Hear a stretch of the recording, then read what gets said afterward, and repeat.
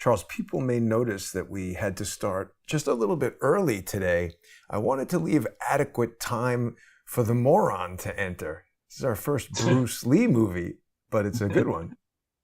It is, and the poster's outstanding. The art department obviously is already probably well aware of how high inflation is raging, so they're working extra overtime to justify the gigantic raise they want for this Absolutely. fantastic work they're doing. Now, I But don't know it's if you are a nunchuck aficionado, but here we have Dumb Joe in the role of Bruce Lee.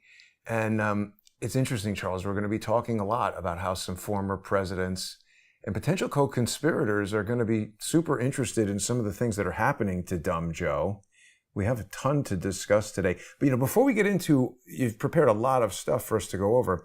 I've been getting a lot of emails from people, Charles, who have noticed a disturbance in the force, as if right.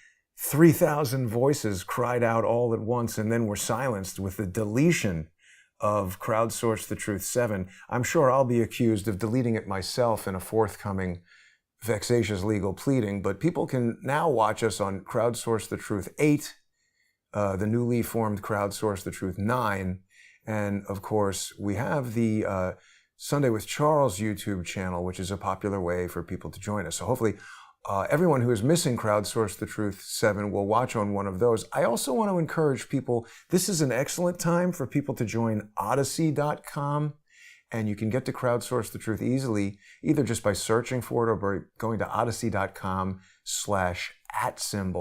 Crowdsource the Truth.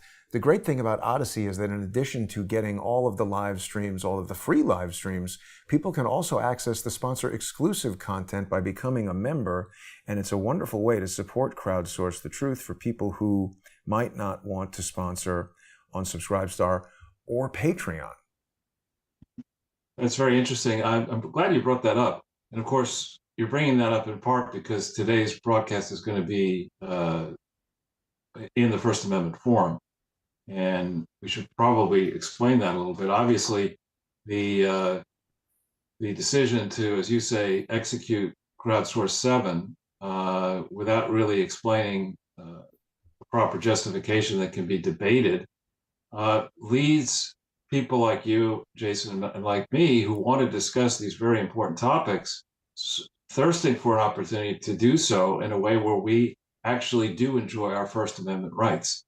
Yeah. And so that's why, sorry, we can't continue to do it as much as we did on YouTube, but so long as it seems to be part of a malicious organization that is doing its level best to obscure the election meddling and other problems that maybe co-conspirators on the other side were involved with, we have to do it this way. We can talk at a high level about stuff, but when we want to get into the detail and share the facts with you, we feel more comfortable doing it in the First Amendment forum.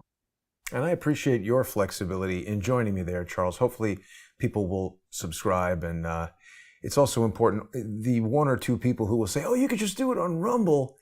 I'm just walking down the same road, kicking the can. Rumble has this big investment from other companies that are likely to do similar things later. But with that, Charles, we've got a few minutes here before we make that transition to Subscribestar and Patreon and Odyssey. Why don't we give people a little taste of what we're going to talk about? Sure. So we had, as people may know, our regular viewers may know, Jason and I have done a lot of interviews with many different organizations, but in particular with a great journalist, a number of great journalists at Sputnik. Lee, of course, Jason does the radio show with Lee Stranahan, has known him forever. And we've gotten to know Katrina Blinova and have done several hundred print interviews. And generally speaking, one of the reasons I enjoy doing the work with Katya is that she's so professional and thorough.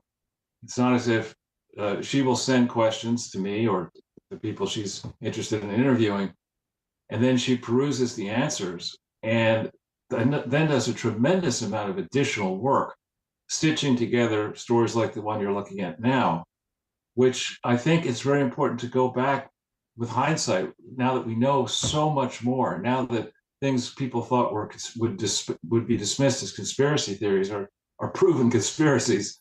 It's just that the malefactors haven't been caught. one of the things that this article got into is something we've covered in detail in past broadcasts, but by January of specifically January 10th, 2016, this is before the first primaries were decided. This is when Trump was just hoping to open up a can of whoop ass on Jeb Bush, but he hadn't done it yet. A State Department whistle, and this is when Bernie Sanders had a shot at being the nominee, in theory. A State Department whistleblower, somebody with very high security clearances, sent a letter to Comey and demanded that Comey produce people who had the sufficient clearances that would allow this whistleblower to walk Comey and anyone else he wanted through evidence that Hillary Clinton and Barack Obama, the way I read this article, the evidence, were committing treason in the way that they were operating the Department of State and the executive branch in the service of foreign interests. Now, you can go, Jason, into this article a bit above this picture, and you'll see there's a link to in red, I think, it says to the report or to the evidence. Okay. So you see it there? Whistleblower letter detailed? Yeah. But that's part 23. Right. We've gone through this before, but in this part 23, and the article summarizes this for the viewers, but for the people who want to see the evidence for themselves, there are portions of this letter that was sent to Comey. And it specifically asked Comey to give, I don't know if it comes up right there, but it specifically asked Comey to acknowledge receipt of the letter. And it gets into some of the allegations. Now, the letter, it's in this part 23, and there's another part where a different version of the letter is shown. Some important parts of the letter are blacked out or redacted. But clearly the FBI should have this letter. This is January 2016. And this is just as the Clinton Foundation investigation, in theory, was opened up.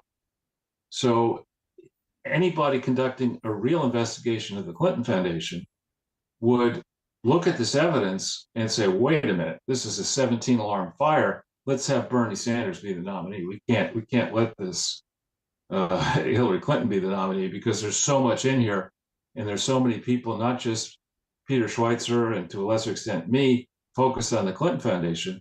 We have serious problems. We've got to expose this. There's now, I believe there were 4 field office investigations of the Clinton Foundation after January 2016.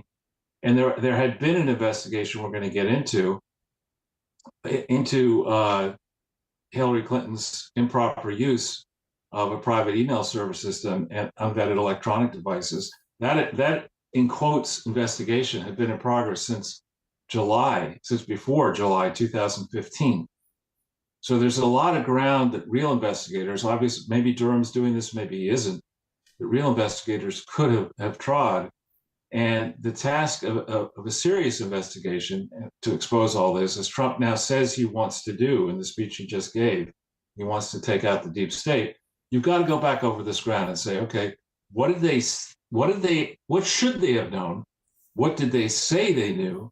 And what documents did the FBI, the CIA, and other security agencies knowingly destroy to insulate the people who had been in the Obama administration and prior administrations from their culpability in corruption, money laundering, influence peddling around the world with a nexus in Washington, D.C.? Those are all their favorite things there, Charles. Corruption, exactly. Money laundering. That's how we roll. Yeah. Well, we're going to be, in about 5 minutes, making that transition over to the First Amendment Forum. But we still have a little bit of time. That letter we have looked at before. I'm sorry I didn't have that ready. But this vault file on Hillary Clinton it's like the ever-expanding non-investigation. And when you first showed this to me, I think it had only around 30 different, parts here. But it's now, look, it's got 2 pages. It's up to 50 items. Right. And we're going to go through briefly through items 50, 49, and 48 in the First Amendment Forum to highlight just a few things I was able to spot in looking at it for about an hour. And Wow. I'm sure if people want to go and spend some quality time on this, now that we know what we know, there's a summary of the FBI's investigation, including notes of the FBI's investigation on January, I think, 6th and 7th of Abedin, 2017. It's a very Wow. important period, January 6th, I want to take you 2017. back to something you just said, though, Charles. Within an hour, in these FBI files, you're finding stuff that I'm sure is going to cause jaws to drop. The FBI has had it for at least 6 years, and they're like, can't find anything there. Well, I think what we have is this excuse. We have if you want to get away with deflecting investigators from looking into the crimes you're committing, you say, well, this is national security implications. It will corrode, it will put into jeopardy sources and methods, and you don't have the security clearance, so you can't see it. Right. We got to. That's such utter bullshit. Mm-hmm.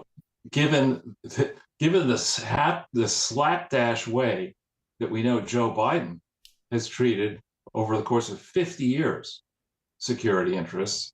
When he was chairman of the Judiciary Committee, when he was chairman of the Foreign Relations Committee in the Senate, vice president, candidate, now president.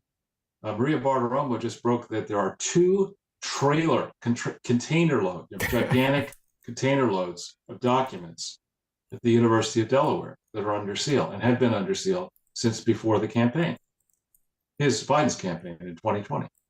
Yeah. It's outrageous. Well, Charles, more breaking news. Classified documents found in Corn Pop's cabana. I'm kidding. But that's next, right? I mean, this guy's got documents everywhere. Sure, it's going to be at, what's that hotel out in the Marmont or something like that? The Chateau hotel Marmont. Yeah, he was cooking crack in there. Right. Come on over, have some crack. You can read the classified documents.